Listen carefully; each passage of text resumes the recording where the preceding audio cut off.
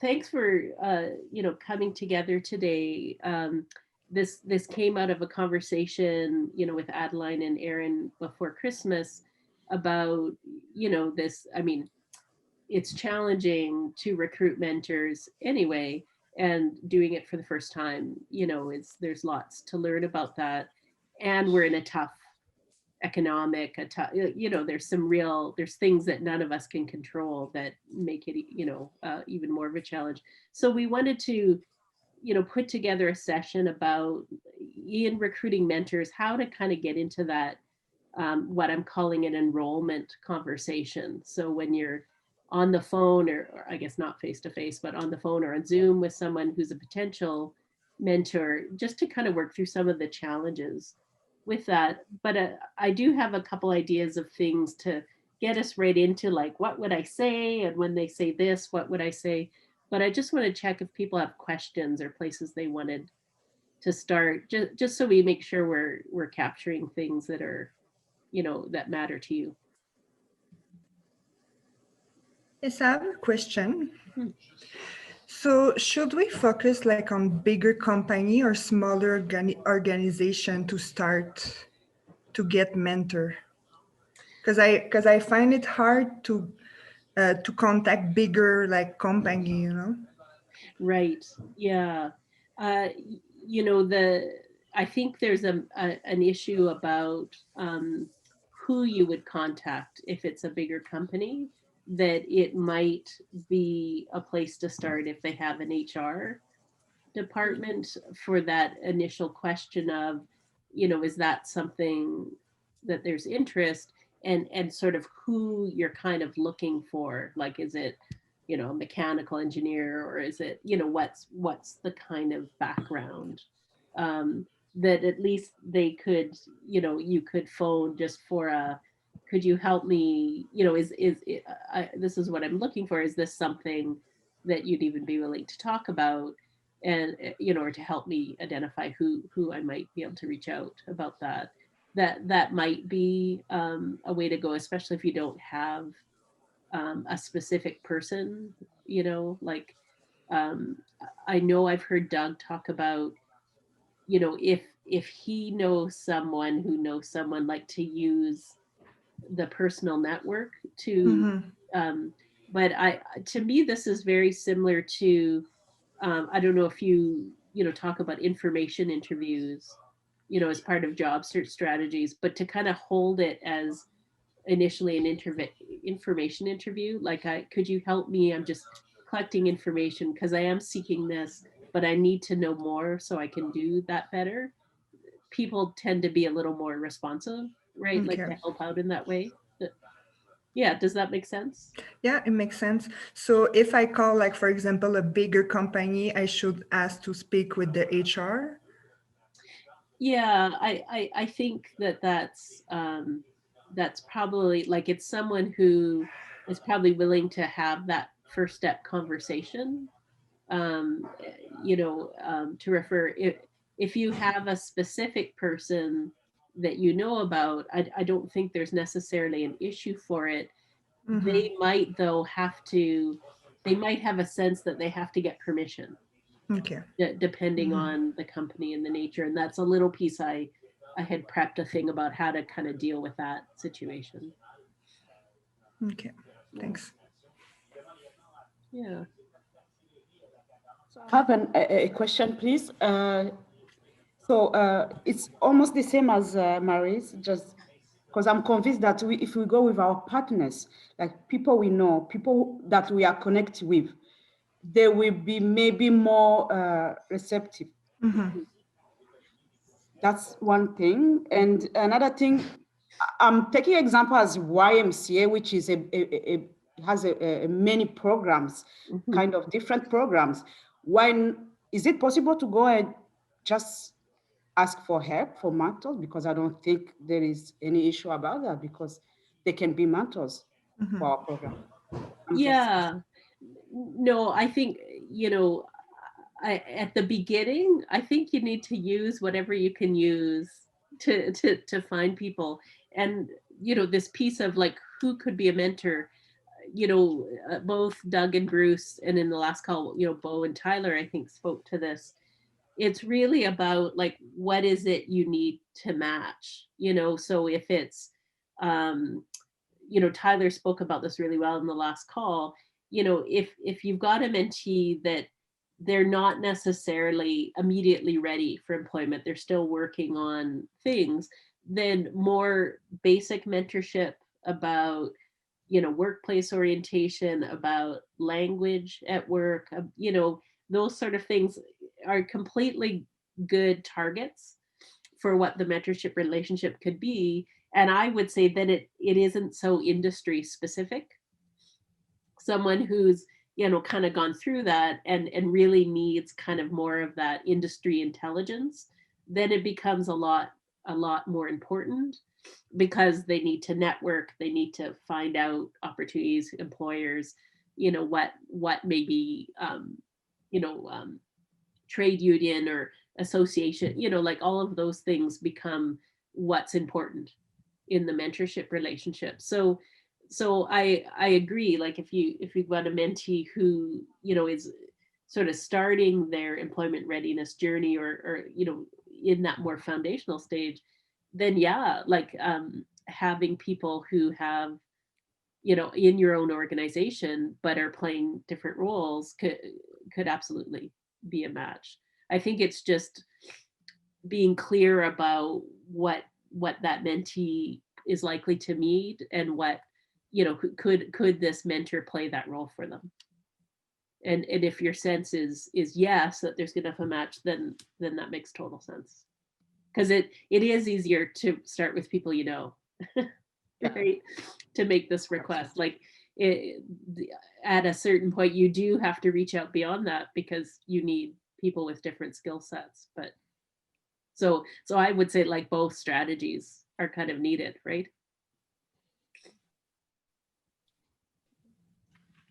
I have a question. Last week, I was doing follow-up calls with clients, YMCA clients, already registered on September to participate in the mentorship program. Mhm. So I noticed one of the most common answer when I'm asking them to see if they are still interested to participate in March, this coming March, the most common question is like, they have doubt if they're not available. So if they are able to commit the 15 hours, especially it's a period between 3 to 6 months. So I try to convince them. I don't want to say convince, but I try to say like, we don't want like the time, it's a flexible relationship at the end, right? So time should not be on your way to get knowledge. So you can be with the mentor about maybe this week you're not available, next week you can do 2 hours more to recap the last hour. So is it good?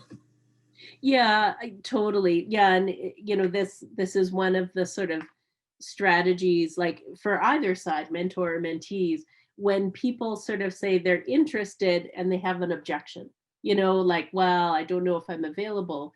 Of course, you're trying to seek mentor and mentees and get commitment. Like, I'm not pretending that you don't. In how you talk with them, like a couple things you did that are really nice are this sense of talking it through for them, what it could look like for them, helping them understand how much flexibility, what the time commitment could be, like describing the experience and that very thing you talk about. So if you can't meet 1 week, this is what that could look like, right? To kind of walk them through, here's how it can work, and that's not a problem, right? Like you're concerned about that, oh, I might get called to work, out of town that week, or I might, so I'm not able to do it. It's really important, I think, to like have concrete descriptions for them for their own experience. Like, if this is what happens to you, then this is what can happen, and there's no problem because you're still doing this.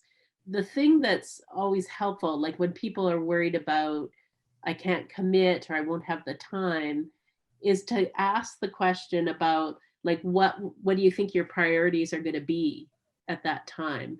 Because the objection about time isn't about time, it's about like what am I making a priority to do? And so again, it's not that you're trying to force them into a yes, but to help.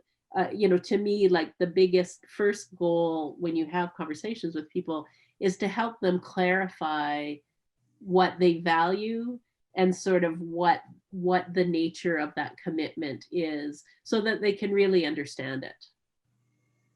Because I know, like I'm a good objector when I feel just too busy and overwhelmed, and people say, how about this? And I'm like, like I can't even, because in the moment it sounds overwhelming. And so rather than sort of, I somehow have to convince them, help them get clear about what it is, but also to share like what is their priorities, what are the things they really need to do. So it might be like, I might have a job and I don't want to jeopardize a new job by having another thing, or I might be in an interview cycle, and so I don't want to miss an interview for a job because I have a mentor meeting, right? And so it's helpful if you can kind of think a little bit, what would I say to that? How could I offer, this is the way it can work. It's flexible, so it means, in fact, you don't even have to meet weekly, and it could be by phone, and it could be, like just to and to say, and you and your mentor can agree when to meet at a time that works for both of you, right? Like that it's not like going to a doctor's office and you have to go when the doctor has a, just to, like, sometimes it's those little concrete details that help people kind of go, oh, well, I could make that work. So is that helpful? Yeah. Yeah. So when do you think, Cheryl, I have to stop? Yeah, like on the phone, I try to describe the benefits, the structure of the meeting, but there is a time like there's still no, I'm not available, So when do you think I have to stop talking about this program and say thank you for your time? Yeah, well, and this is a piece that, like, I had sent this to you, Adeline, and I'm not sure if you had a chance to send it out to the team, this little enrollment conversations. In the last year, I was able to attend a session by a coach who's really, really good at getting clients to say yes, to enroll them. And she used a little device that is quite helpful. And so it, if you have the sheet with you, so on page 1, to use a sort of, if you've opened up the space of like, thanks for saying yes to the conversation, helpful to ask, why did you say yes to have this conversation? To just open up the territory of what matters to them, like, because if they really, really, really didn't care about this, they wouldn't have taken the call, right? Like, so there's something in their willingness to even talk with you that means there's something that draws them. The reason why that's helpful is it's their own words about what they're interested in and what they value. Then you get to use that through the call. But she really, talks about, like, once you kind of get clarity on what that thing is that they value, like, so maybe it's, oh, I do like to help out in the community, in different ways, and that sense of that is to, use the sort of thing like, on a scale of 1 to 10, how committed are you to sort of like having that happen in your life right now? And so it does give them a sort of early check about if it's really below a 5, if they're like, well, it's a 3 because, I've got homeschool kids and I've got, like all of those things, they value it, but there's other things they're doing. Then you can say, okay, thank you very much. And you can hang up, right? If they're sort of 6 to 9 about committing to that, then you can continue that conversation, right? Because they have some things going on, and they're interested, they would just need your help to clarify how it's possible. You know, if they're a 10, then great, sign them up, right? Like you know, you're into the yes territory, so you can ask. But it's a way to kind of shorten the conversation, to kind of get them to just commit to, you know, I'm talking about this, but you know, really I'm a 2. I just, you know, it's like, okay, so now's not the time. And then you can shift to you know, maybe in the future when things are, you know, and to sort of leave a good warm connection, rather than kind of, you know, there's sort of this idea of sales, like I'll kind of wear them out, or I'll keep talking. Often that leaves a worse impression, right, for someone. So how does that, like when you hear that, how does that feel, like in terms of what you would like to do in the conversation? It's helpful, yeah. So that's what I'm trying actually to do. Like last week during my follow-up calls, I tried to first of all, I was trying to listen to them, their concerns, so to see if I can help. Yeah. Like for some clients, yes, you can see that they're not interested. Yeah. Yeah. Even some clients, they give me excuses like, can I call you back? I am working, so I know they will not call me back again. Yeah. Those are excuses. So Yeah. I'm keep working on really interested client. Yeah. I mean, this sounds a bit like, you know, at the beginning when you're really wanting to get people and it feels hard, this feels like bad advice somehow, because it's, you know, like shortening the conversation when it's a no, but it's also a way to just filter out.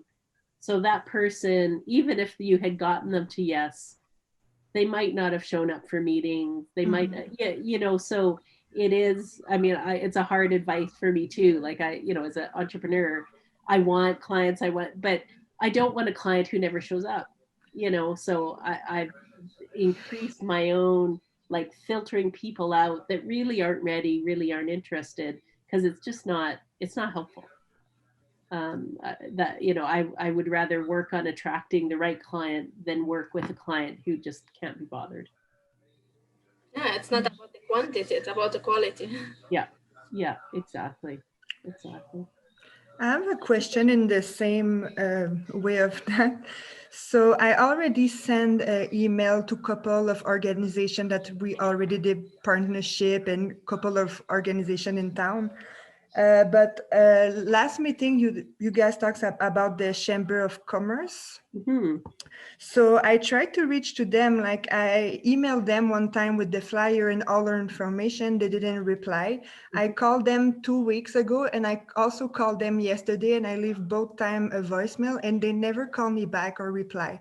So when do I have to stop, or do I have to keep calling them, keep emailing them? Because I know they could help us to share the program, but they don't give answers. So yeah, I mean, no, that's a great question, and it's one of the things I'm hearing, like, you know, especially with COVID, people aren't, like, they're working at home and they're not in the office. I've heard from other people, you know, that kind of accountability to get back is really at a low right now. So you know, I think, you know, a bit, the question is, it is kind of up to you about when to stop. I've sort of, for myself, you know, because I like the challenge of how much time, I sort of have a 3-time rule. And the piece that I'll do is to kind of lean into the second and third outreaches to say, you know, I'm persisting because I think there's something really valuable for you that I'm bringing. And if this is really not the time, or you're really not interested, I will stop after this time, because I don't want to be a pest, or I don't, you know, but you know, I'm reaching out again just because I really, like, I personally believe this is a good opportunity for you to be involved with. And people, some people respond to that, some people don't. So it is kind of up to you about how many times. I mean, the chamber is a pretty important sort of organizational pillar in the community. So 5 times might be, and I tend to increase the frequency. So if I was doing it weekly, then I'll do it twice a week. Like there is the other kind of strategy of being a slightly annoying little mosquito that gets a little bit more annoying Yeah. and then I stop. So not being rude about it, but just because sometimes it is about people are overwhelmed, they're covering for other people who are sick, or like I don't try to assume what's on the other side, but yeah, sometimes getting a little more present is helpful. Okay. Yeah. Yeah. That's a good. Yeah. Thank you. Yeah, but like a bottom line though is I never want to sacrifice an ongoing relationship for a specific, thing like this, Mhm. right? Yeah. Yeah. Yeah, Resma. I, Shelly, one question, like when we explain about this program, Mhm, and especially, I know with this position is volunteer position, right? So sometimes, even though we explain them, this is volunteer position, how you benefit, how it's benefit for you, mhm. but when they heard like it's volunteer and they don't, I mean, did they change mind, or maybe they don't want to do that due to this? Yeah, so in this case, how we can deal with them? Yeah, so sorry if I'm understanding you right, like they just don't want to take on a volunteer position, or they're asking for money. They expect, I mean, they accept something, right? Right. They don't want to do a volunteer position. Even Yeah, we explain them yeah. how it benefit or Yeah, no, and there's two sort of ways I sort of look at that too. One of the things is when people are wanting compensation, wanting to get paid for the role, to sort of get into like, what do you think like is valuable here, that like, what does the money mean to you, sort of thing, to understand, because it's absolutely an investment of their effort and time, and so the ask for money is also part of like, I want to be valued for it, and so rather than kind of assuming a bunch of things about them, just to ask, so where is it you're needing to invest your time right now, to get what you need or to get what you value, so I can understand what it is, what it is the money means, right?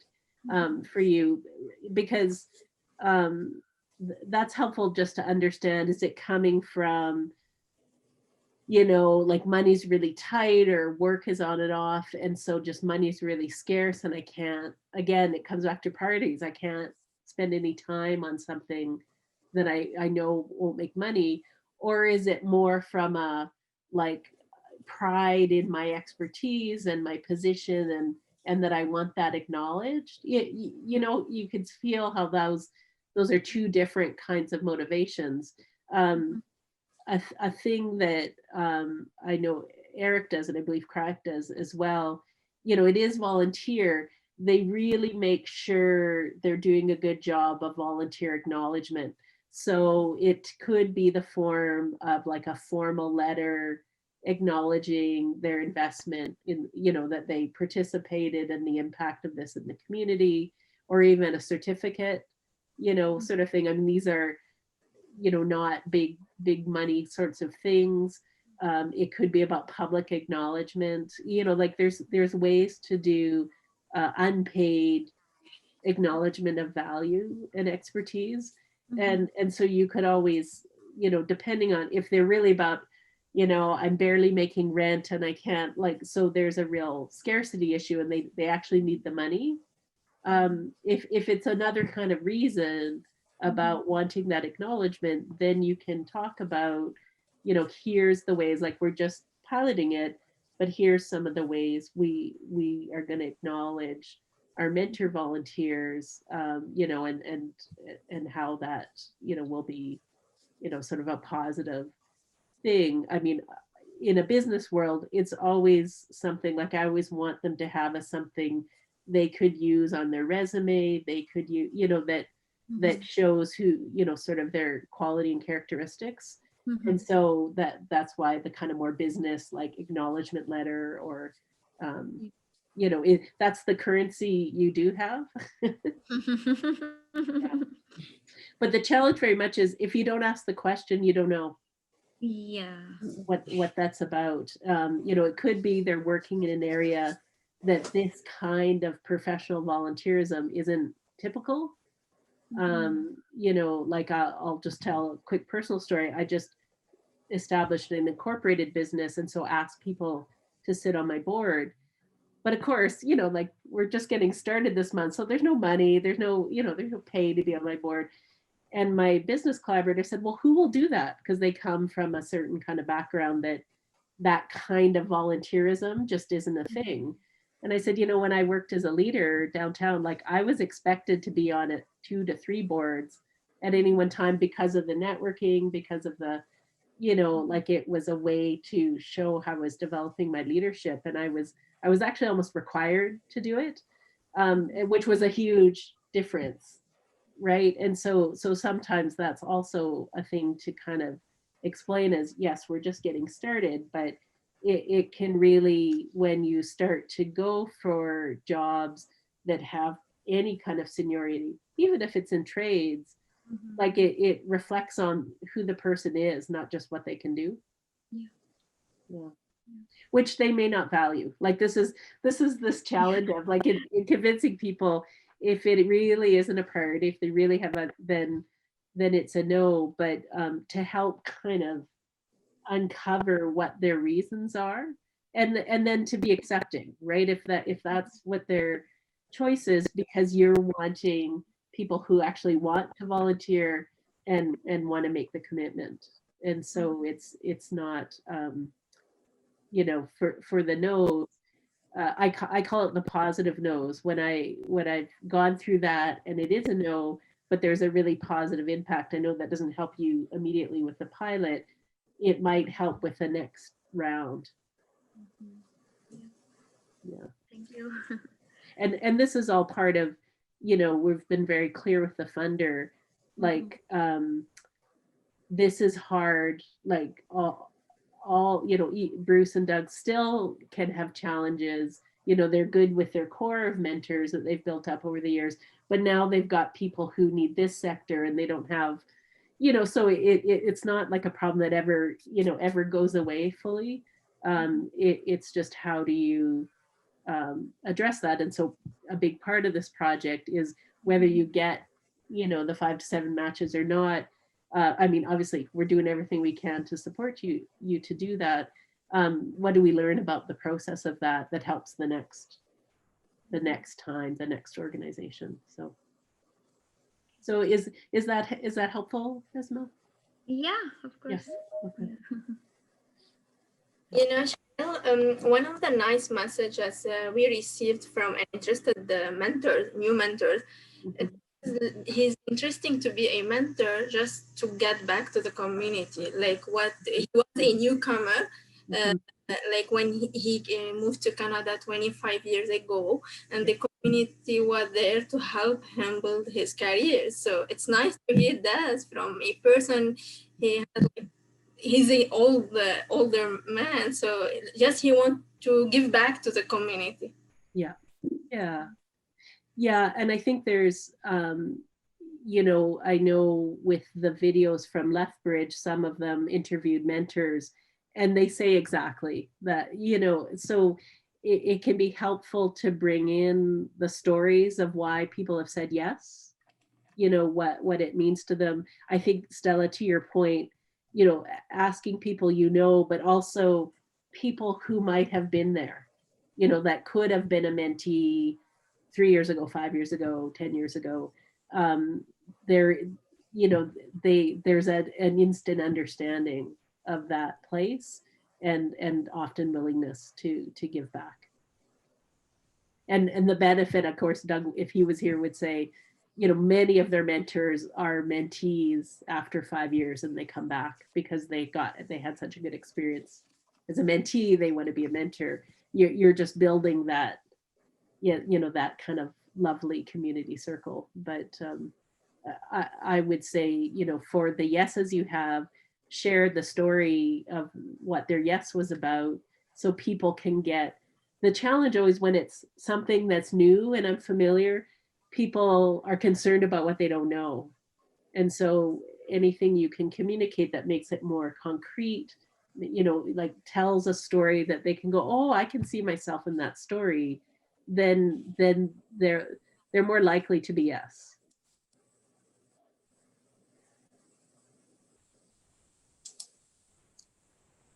And so I'm just curious about, are there other concerns, or like as you listen to this and think about the next call you need to make, I often say to clients, what's your niggle? Like, what's the thing that, like, oh, in my tummy, in my stomach, I'm a little bit nervous about, or what if this happens? Another question that I heard, I got on during my phone calls is, do this mentorship relationship will get me a job? So the mentor will get me a job. We know that the mentorship, the mentor will not get a job for the mentee, we know that, but how can we transfer this message for the mentee? And it will, so when they see, they hear no, so they stop. They're now hesitating to participate. Yeah, this is a piece that, I sort of call it what, I worked for several years at an intercultural education and communication center at Northwest College in Edmonton. And we kind of call this, like, this is the territory that people don't see, so I need to get a job. And so is this the thing that's going to get me the job? And when the answer is no, it's like, so it's not helpful. But we worked with a lot of people and groups that even if they got the job, they lost the job because of things they didn't know, so it could be the next round of layoffs, they were the easiest to lay off because they didn't quite fit in, or they did, and so, one of the things that's been a later development with ERIC is they widened the mentorship relationship, not to just be about job search, but also to be about career building, to be about career management. And also, if this way into my profession, really, I just can't get recertified, or I can't, whatever, how can I find an alternative career? And so again, those are a bit later expressions, but, to say, like, many people who have a job have mentors, that it is often not a formal practice, but it's something that's really valuable because it helps you move and grow, in ways that you don't necessarily know how to do. And so, I think you need to be honest to say it won't give you a job. But I mean, one of the things that I think we've actually got some articles with this statistics, people who have been mentored, their results tend to be more likely to get, their career job, tend to do better at it, tend to keep jobs longer. Like it isn't one-to-one, but there actually is positive impact. So while it isn't physically getting one, it kind of makes them more hireable. And so that's a way to talk about it. But I know, how you get jobs can vary, sort of the process in different countries. So if people are coming from a country where, well, my uncle kind of set up my jobs, or my, and that there's a sense of there's somebody who takes care of me in that way, you do have to be kind of clear that it's not like that. And it can really improve your chances considerably. To find jobs, to find your next job after this job, like, and again, that may or may not be convincing for the person depending on their ideas, but it is helpful to sort of say there's lots of things that maybe you can't see that are important to know, and mentorship can really help you with that. You know, from what we notice with our clients, they are very desperate to find a job, to find like more than one job. So it's really hard for us to convince those clients that their objective is only to find a job, to convince them that you have to work on your skills to keep this a job. So we are living in a very stressful period. So not normal. So really, it's hard for us to work, to convince a client like you have to work on your skills, on your qualification, to improve those skills, to keep, to remain your job. They don't care about it. They want a job. They're really desperate about a job. Even they're looking for 2 jobs. Yeah. And this, I mean, this is also the, where the respect comes, that if people are really deciding that's what I need to survive and I can't look at anything else, then that's the choice for them, right? Like, this is as beneficial as we believe mentorship is, it may not be a fit if that's all, that they can think about. The reason I think, like, to kind of, Maurice, go back to you, like, how many times do you follow up with the chamber? It's a really good offer that has real benefit for you. And so that's kind of why, to talk about it with confidence, to be a little bit persistent, so that people have an opportunity to see something that maybe they can't see right now. We used to talk about, like, the transition to work in Canada is like going through a series of doors. And so you can't really see the next door until you've gotten through this one. And so that's a real challenge. Like, some people just need to open the 3 doors and go through the experience of 6 months of not getting any bites on their resume before they're willing to relook at how they're doing that. Like, I can kind of be that way too. I have to do it for myself and then really understand what I don't know before I go for help. So I respect that. But part of the job, I think, to clarify is, this is what this can help you do. And, and that can help you short term, but that'll for sure help you longer term. And then people make their choice, right? Like, that's really all you can do, is to describe that as clearly as possible. The first thing that the client tell me on the phone, like when I introduce myself, I'm from YMCA Employment Link, do you have a job for me? Yeah. This is amazing. Do you have a job? Yes. Yeah, I'm here to help you get a job. But yeah, exactly. It's funny and sad at the same time. Really, it's hard and for clients. No, and I, in my history, when I was unemployed for a good 6 months, and so I did information interviews. The worst was phoning for the information interview, and they thought I was looking to hire them.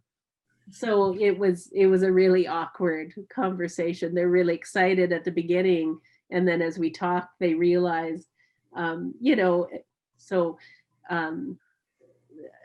definitely, I mean, there's only so much you can do, right, about that. But being as clear about, here's why I'm phoning, and could I ask you these questions, before you just sort of say no, right? Like, so at least you're able to describe a bit what it is you're there to find out and to offer. Yeah. Thank you. Yeah. So how is this feeling? Is this feeling supportive? Is there something else you wanted to talk about we haven't talked about yet? It's very helpful. It's it give, like, sometimes we question ourselves, what's not going on, like what am I not doing well, but like hearing you, it's good. Show that we are trying our best, but this is the reality we are living on, but we are getting some tools and some skills as how to to go through that conversation, which is a good thing. Yeah. Thank you. Yeah, I mean, one thing, absolutely, like you are kind of learning, learning for real, right? Like you don't get to learn safely over here, and that you're learning right on the job. I don't know if it's possible. So sometimes it can be helpful to do this together. Like, so, if you're able to have a call and make it a conference call, one of the nice things about working as a team is, as you're learning, a key moment of learning is, so Stella's talking and Rana's listening, and she can observe, right, so that worked well, okay, that they seem to like, didn't, so that it's a little bit clear about the pieces that, like, to start to own this worked very well. The other thing it gives you just is, if you get a bit flustered or they say something and in the moment you kind of go, I don't know what to say, having a second person makes it more likely that you can kind of, work as a team, cover each other. And then you can kind of check in after the call to say, how did that go? What would we do next time that might be different? Because this whole process is a whole skill set that requires practice and polish. And like, I have been doing this as part of my entrepreneurial learning in a certain context. The more times you do it, the better it gets. You still might get a no, but the ability to kind of navigate through when people raise objections, how to follow up with questions to clarify, and then how to just describe what it is in a way that is clear for them, that they, okay, that's all, that's not simple skills, right? Those are several things brought together. And so I think it's really great that you're willing to step in and try to do this. I think your experience as a team will be really helpful for the next organization, because it's pretty, like, I think many organizations will be like yours in that bringing this in, it's enough different that there's going to be some new things people are going to have to, different kinds of conversations, different kinds of relationships. So yeah, so I really appreciate your willingness to try it. And we did not plan the pandemic. When I wrote this proposal, I had no idea what kind of world we'd be in today. Right. I have another question, Cheryl, if you don't mind. Mhm. We are planning to do an orientation session before starting of the program. So do you think the orientation session has to be like one session for both mentor and mentees, or to be separated orientation session, like one for mentor and one for mentee? Or does it matter if it's both of them attend the same orientation session? Yeah, I mean, you have an opportunity, and would that be an online, or would that be socially distanced? Yeah, it's gonna be online, virtual. Yeah, I mean, the thing I would say is, I think it could work either together or separately. There are absolutely things that mentees need to know that are different than what mentors need to know. And so one of the benefits, like if you do it as a combined thing, if you're using Zoom, you can make the breakout rooms, right? And you've got team members, and you could divide to do some of the pieces to talk separately, if that makes sense. It can also, sometimes mentees are a little bit reluctant to ask questions with mentors that they don't know in the room, so it might make it a little more comfortable for people to ask questions about what they don't know if there's a little bit of separate time. But I do think it's possible, to do it as one event for everyone. And then you could focus a little bit on having time for mentor and mentees. Like, again, the breakout rooms, they could meet and have a little time just to get to know each other. So I think both can work well. It's just understanding, when you're giving out information, one thing that maybe is less helpful to do is to spend half an hour giving information to mentees and mentors are just kind of sitting there, right? You know, just to be thoughtful about what you're presenting to them and for what purpose. The one that we prepared, it combined information for both of them, and we tried to like one for role one for mentee, one for mentor, mentee, mentor, mentor, mentor. Nice. Yeah. Yeah, it's really important, I think, to you know, help them get clear about what each of them their roles So are. they be aware, both of them, about each other roles and responsibilities. Yeah, yeah, and you can do that very much by saying, so mentors, your role is this, mentees in this, you know, this is the expectation, right? And Okay. Thank you. yeah. So how is this helping? Like, I think, Adeline, you know, when we had talked before Christmas, you know, just questions about some of this, like how to deal with the no's, you know, and sort of just helping to strengthen the kind of options that everyone on your team feels they have. Are you feeling like this is supporting what's needed? Yeah, sure, Cheryl. Um, just listening to my team at the same time and you, I'm just noticing that the challenge, I think if it was not the pandemic and stuff that we are going through now, maybe to go maybe easier. Because now knowing that a lot of people lost their job and everything, it's not that easy to convince them to do the program. So just listening and just thinking, just step back. I'm like, if I don't have my job now, for sure, if somebody called me to do that, I will not do it. Yeah. Put my feet in the other people's shoes. So now I know it is hard for us to try to converse people by phone. And at some point, usually some participants will don't even pick up the phone.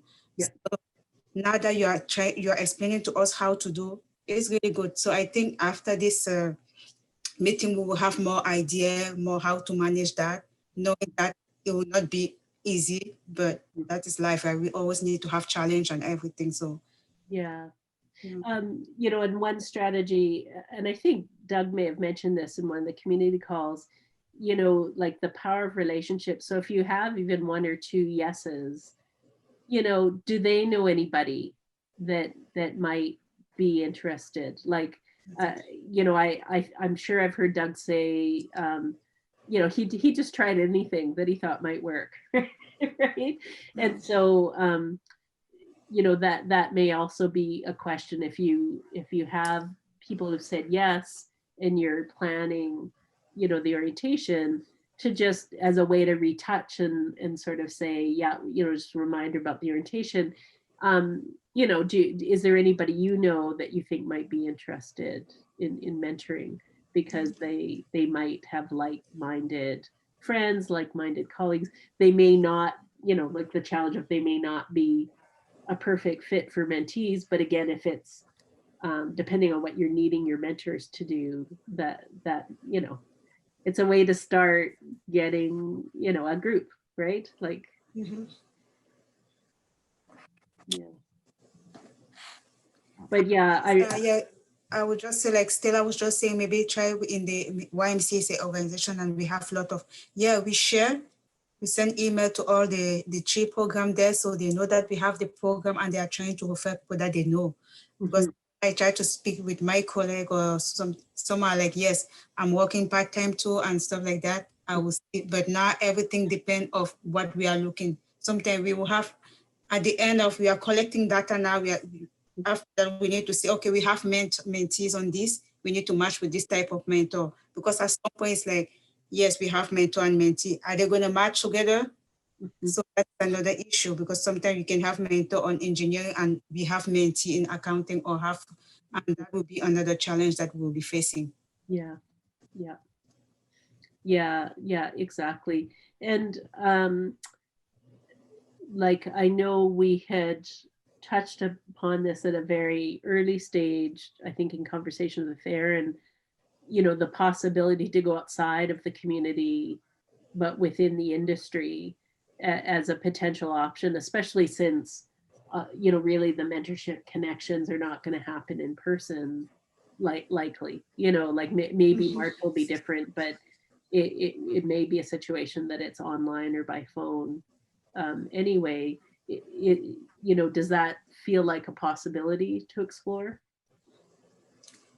Now with all the YMCA protocol and everything, we are trying to, yes, we are planning to have like go through LinkedIn and stuff like that to advertise. But the thing is now is the communication with YMCA. Everything is really slow. So we are just waiting them to put everything online because we can do it. I can do it. Yorin can do it. So we are just waiting for the top. So when they will share that, it will be more easier for us to find people via LinkedIn or the social media stuff. Yeah. That's another issue that we're having. No, for sure. And that's absolutely, I think, part of the piece, and just raising the overall profile of this being part of the WISE work. Yeah, definitely. Okay. Because at this point now, Erin, I was just thinking that, okay, maybe it's better knowing that some of our participants move out of town. We just, okay, we would call them if they are still, now it's not just Fort McMurray. So we are looking out of town. So if you have participants who move out, we are still available to be mentored. You are welcome. So that's what we are thinking, that we are just not just focusing, because at the beginning it was just Fort McMurray, but at this point we are looking out of town. Yeah. And I don't know, like, because I know the Y is present in more than one community, whether there's like, so a Y staff or programs in other communities might have network connections, so they're sort of promoting, in those areas, but also using their relationships. I don't know if that's also part of the ask to not just promote we're doing this, but we actually need an accounting person, or we need, does any of you know someone that we might to me this is all in the what else could we try, in terms of who we know and how to use those networks. This is the piece I know from experience. Doug's used, like, he is part of a bicycling group, and so he's connected with people that he's met there, like he's been willing to have that conversation almost everywhere, right, to see if somebody knows somebody, right? But yeah, it does sound to me, I mean, this is what we've been telling to the funder, is like, it sounds to me like you're really doing the work, right? Like you're really trying things, and very much their interests primarily, I mean, obviously they want success in the project, but even more important is the learning about, in this challenge, how do we support you, but also what do we learn from this?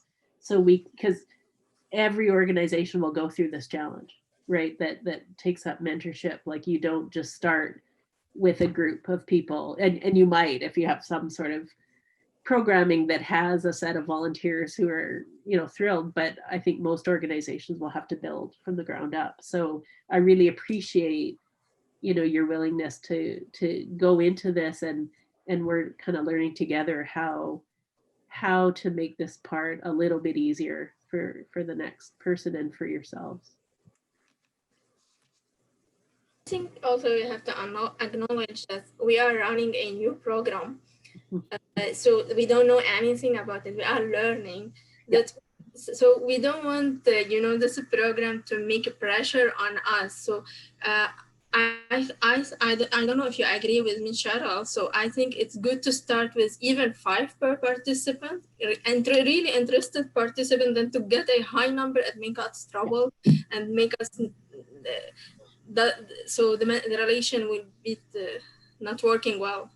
Yeah, I mean, this was a conversation we had right at the beginning, when, because Doug brought me in the conversations when they awarded, the grant and the negotiations with Eric, the question of targets. And that was his statement. He said, it took me like 4 months to get 5 matches initially, like this is not, it doesn't just come together. And so he kind of presented like the reality of starting is this very thing, that's a doable number to start with, because there's lots of things that have to be learned along the way. And that's, I think we've been speaking up for like the reality of launching a program and then to provide real supports that help, right, for that, rather than, well, it's easy, right? You start a program and you get the people in and It's easy. yeah. And it's like, sure,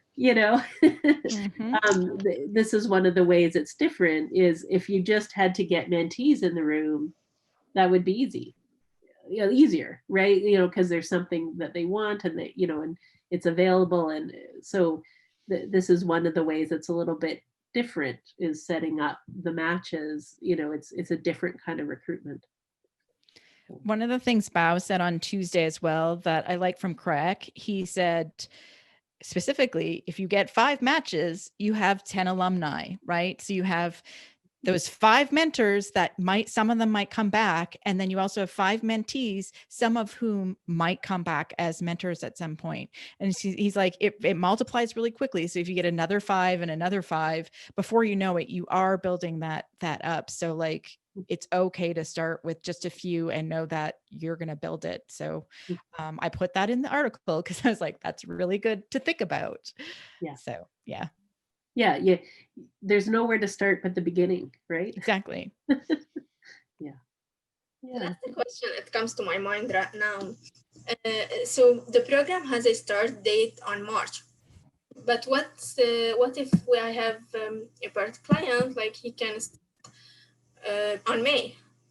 Can if I have a available mentor or mentee to match, can we start? Can they start the relationship on May, like later, or we have to stuck to this time frame? Yeah, so there's 2 perspectives I'll bring to that. So as a project perspective, the agreement we have with you is on this initial, 5 to 7 matches was sort of part of, and we have a certain project timeframe that we're looking at, and so that's what we're happy with. We'll do evaluation follow-up based on however many matches happen in that time period. But that's the project view.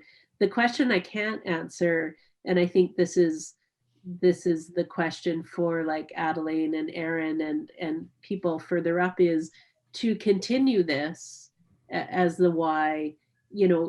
Is there interest to keep this going? I mean, the resources from the website will be available, in an ongoing way. For Lethbridge as the other pilot site, because they had been looking at mentorship for a while and had been doing a kind of community settlement kind of mentorship, they had written for a funding proposal before they really got started, knowing they were going to be in this pilot. That has, in the cycle of that, they now have funding to run that. Like, they were successful in getting that supported for the next couple of years. That was sort of that just happened to, like the timing of that happened in a very, sort of everything kind of lined up. But it also reflected that they had been thinking and talking about this for a couple of years, to come to that level. I don't know what the answer is for the why in terms of next steps, but I do know, Doug and Bruce and another person are, looking at, so what would happen after this project? Like, what are some next steps to support that?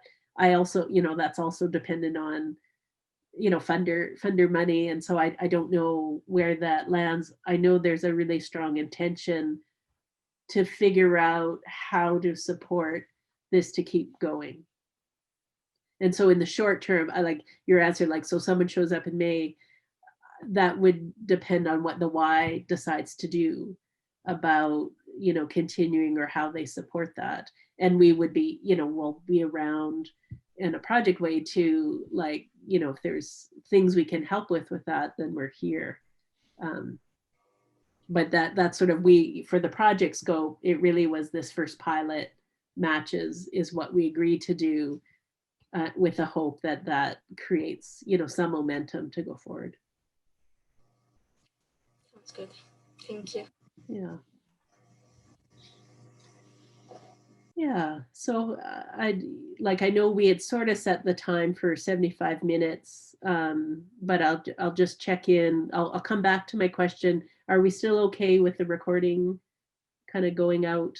You know, I checked our website stats, and I think we had a whole 200 people last month on the on the website. So, you know, we're famous in small places, but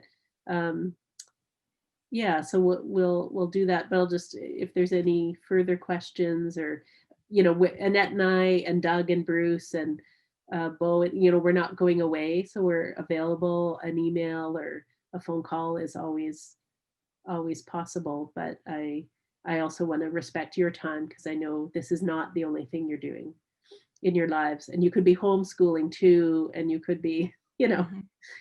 facing all those challenges that your potential mentor recruits are. Yeah, and I just hope that the articles, like I shared, that we've done 2 for those 2 calls, and I'll do something with this. And for our boot camps coming up, whether or not you can come, and I'm just hoping that all of these questions that you're asking sound really familiar. I've done a lot of reading, and recruitment does seem to be like a #1 challenge. So like even on a good day without a pandemic. So yeah, I'll just continue trying to share all these ideas so that you can come back to them and don't have to like, you know, just remember everything, but also then we're sharing them with other people who will have the same questions. Yeah, Thank you. great. Well, thank you so much for your time. Thank you for you. Yeah, It was so helpful. no, that's great. That's great. Thanks, Sharon.